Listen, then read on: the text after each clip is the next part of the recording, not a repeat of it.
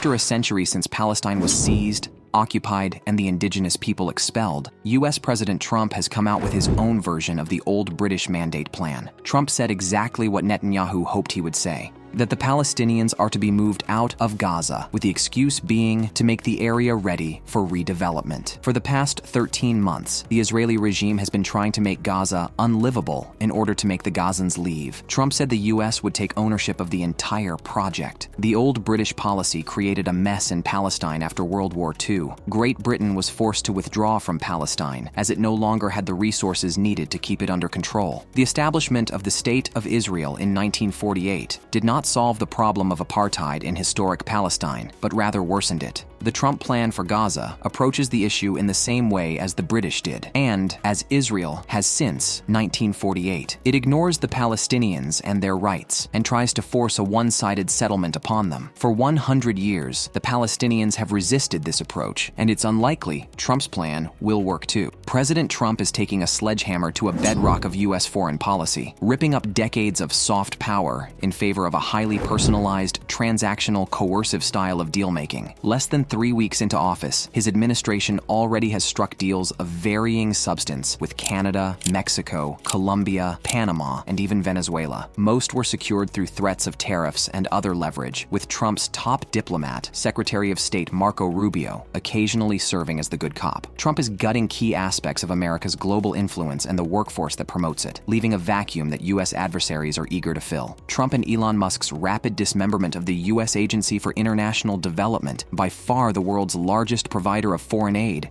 has stunned diplomats and NGOs around the globe. Trump and his America First allies argue the money should be spent at home, and that US aid is a Trojan horse for spreading destructive left-wing ideologies.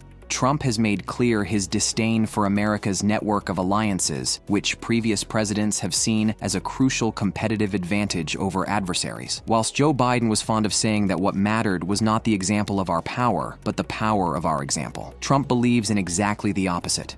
Volodymyr Zelensky has told Donald Trump, "Let's do a deal," as he offered the US a partnership over Ukraine's stores of rare earth minerals. Mr. Trump said he wanted Ukraine to supply the US with critical resources in exchange for financial support in its war with Russia. In an interview, Zelensky said, "If we are talking about a deal, then let's do a deal. We are only for it." Rare earths are a group of 17 metals that are vital in the production of high-performance magnets, electric motors, and consumer electronics. Zelensky touted the country's reserves of titanium and uranium as Europe's largest. With the Ukraine war coming up to its 3-year anniversary, the position of Ukraine on the battlefield is looking as worse as ever, with the country struggling with troops and equipment. Trump has been calling for an end to the war and is looking to cut US financial and military aid. As Trump and Putin prepare to meet over Ukraine, it's Russia that's in the position of strength and Trump with the weak hand. No matter how much rare earth minerals Ukraine gives to the US, it will not alter this battlefield reality.